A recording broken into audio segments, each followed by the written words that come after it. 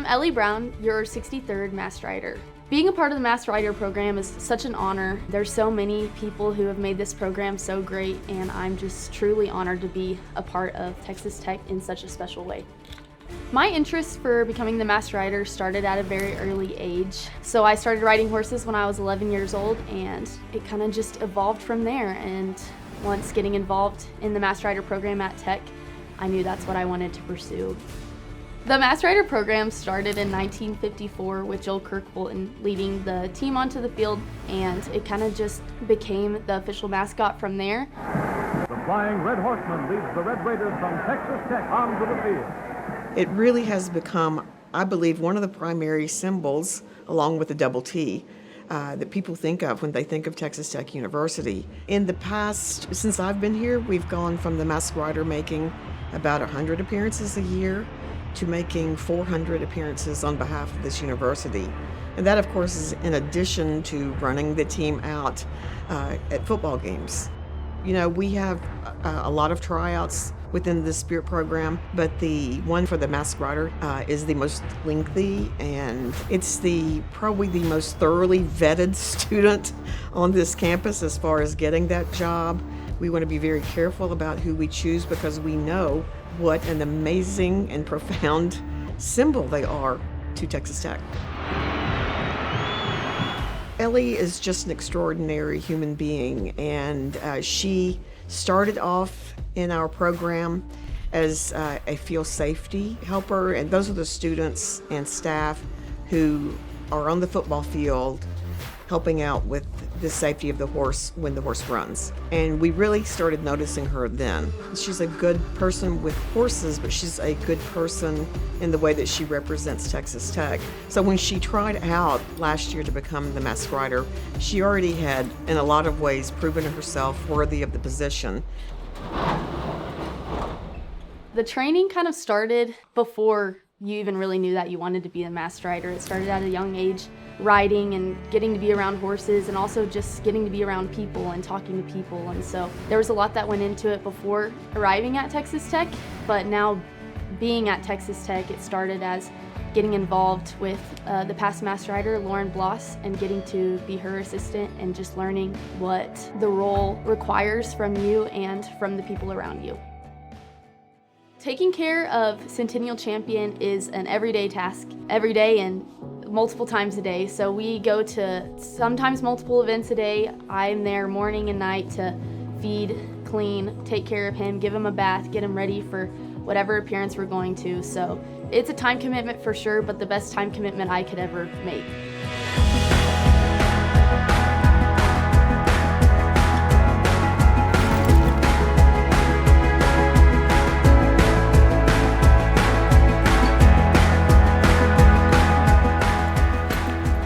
To get to represent a university is a dream come true, for lack of better words. It's so special to so many people, and so the honor to get to be in this position is truly amazing. Okay, that's on both sidelines. The bottom third of the number is 12-step. That's a permanent reference point for everybody. So when we do run on, you're going to hit the bottom third of that number in 12 counts. Okay? In this position, would you go ahead and stretch out? My name is Dr. Joel Pagan. I'm Associate Director of Bands and Director of Athletic Bands at Texas Tech University. The process really starts at the end of the spring semester, around May, is when we do some online music auditions for anybody interested in being in the Going Band.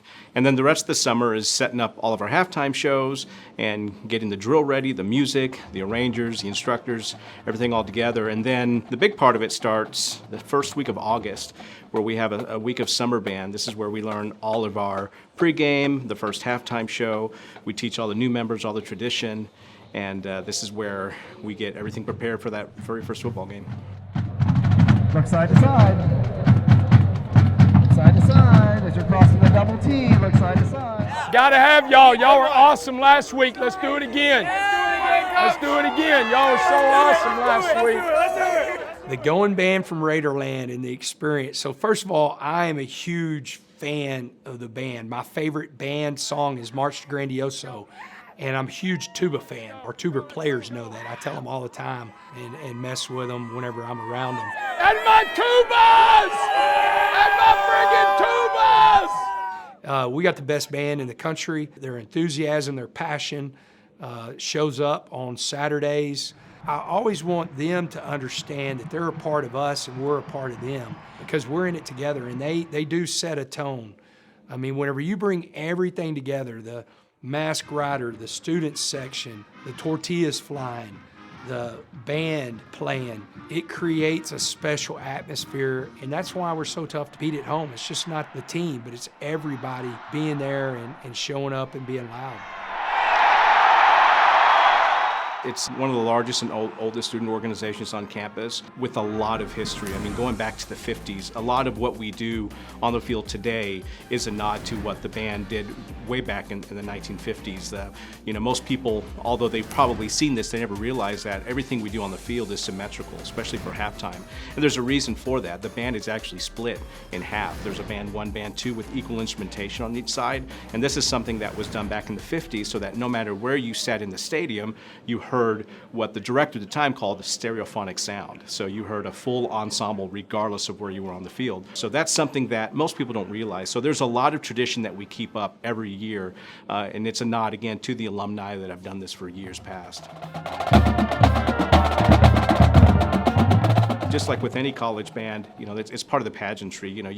I don't think you can have football without cheerleaders and spirit. You can't have football without the band. And so we always feel that we're really important, an integral part of even during just the game day, the pregame festivities, even the postgame. So it's something that I think is just synonymous with college football. So you have to have the band, you have to have the cheer, and it really adds to the excitement to that game day experience. Everyone take this note. I've already said it. We already know what leads you there. But that means that your elbows actually have to squeeze your rib cage. They have to get there as tight as it can. Just bringing your arms into this somewhat position doesn't work. We'll hit them low. No, we'll hit them. It has to go all the way down there. Our process for preparing for football season starts as soon as someone makes the team back in May. We've been doing Zoom rehearsals with our rookies to get them up to speed on traditional sidelines, in-game traditions, and anything that we could possibly think of to help get them ready for game day. And then when they come back in August, we'll hit the ground running with all things in-game, scenarios, anything that might happen kind of that we cannot prepare for. Just giving them all the situational cues and then working on our spacing on the field, especially given the new end zone. Let's go! Come on now. Last time! Come on now. Pay attention! I think first and foremost, we help uphold the traditions of Texas Tech University, but also of our team. We're coming up on 50 years for the Palm Squad here at Texas Tech, so we take great pride in the tradition that team itself has. And then we think that we are entertainers too. So we are there to spirit raise and lead the crowd in the traditional things, but we are also there to entertain the crowd via our sidelines that are just pure dancing and our in-game performances that kind of vary from game to game. That was the kickoff. The opening kickoff, we do that. First and second half opening kickoffs. And then anytime we score, then we kick off. So that's when you do. I was a cheerleader here at Texas Tech from 2003 to 2006 and loved my time. This is home. And so I've always had a good place in my heart for Texas Tech, and I'm so proud and honored to be a part of the traditions and just the years of experience that I've gotten to work with all the athletes that I get to work with on the cheer squads as well as the mascots.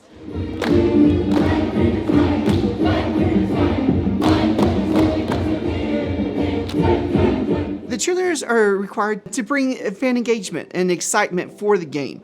We are here, obviously, to support the athletes on the field, but represent Texas Tech and be that connection for the fans to engage with somebody on game day. We always tell our athletes that you are the living, breathing double T. So we always want to pull them into the game day atmosphere by leading the traditions and just promoting that Texas Tech spirit from the time that we arrive. Each game day, there's all sorts of situations that we'll just try to encourage and engage the fans as much as possible. 3, 4, 5, 7, 8, 1. 3, 4, 5, 6, 7, 8, 1, 2, 3, 4, 5, 6, 7, 8, 1, 3, 8, 1. A lot of work is put in outside of what the fans will see, but it's always fun. These cheerleaders are very devoted to tech and devoted to their sport, being the best that we can. And we have high expectations that we want to be the best in the country. To where that goes to, for me, for my job, is to make sure that I have them prepared as much as possible for game days, for the appearances. We love to do it, but we're going to do it at the highest level to represent the Double T.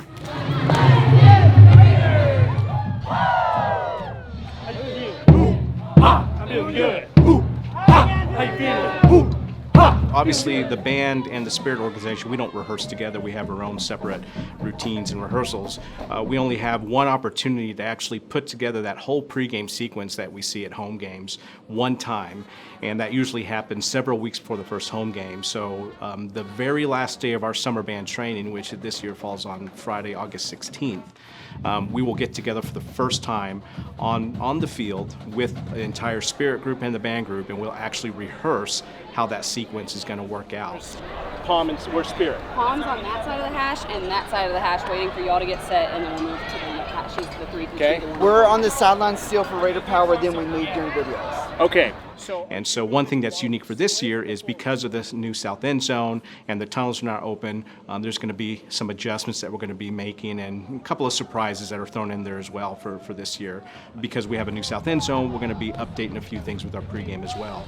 So that's the first opportunity we have to do this for the first time, which is, if you think about it, we do it one time, several weeks, and then the next time it happens is in front of a live crowd for the very first home game. So that game day sequence is really important on that day.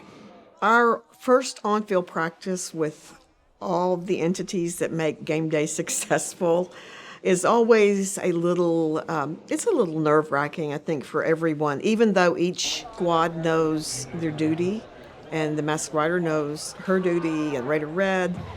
It's putting it all together, and it's having, probably about 600 people on the field, trying to make sure we know where to go, when to go, when the Palm Squad dances, when the horse is going. It is a lot. It's a big puzzle, and we work very closely with the Going Band and the Going Band director to make sure that we are all doing all the things we need to do to have that game day look that athletics really wants us to have. Exhilarating. It's honestly crazy, and I get so emotional every time I'm back on the field, especially being here for a fourth year and knowing this is my last time getting to be on this field. It's insane, and with the new end zone, I'm so excited. Yes, the new end zone is so cool and it is so exciting. Even though this was just a rehearsal, it still was so crazy to see all the work that goes behind, and super excited to see it with all the crowd and everybody here. So we just finished playing the Matador song. We're gonna march the Double T downfield, and then we hold it there.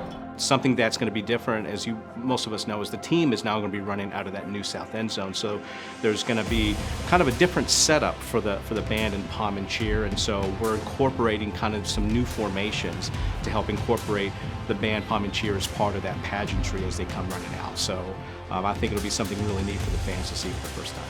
Thank you, Dad. Thank you, Mom. Thank you, Lord, for Tech Palm T. The XAS, Texas Tech, yeehaw, Tech Palm. Here we go, listen up.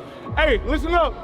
Hey, we got a standard to the way we practice. We practice at a certain standard out here. Let's go, let's uphold that standard today. Let's dominate today. Here we go, 1 and 2, 1, 2. Whoa!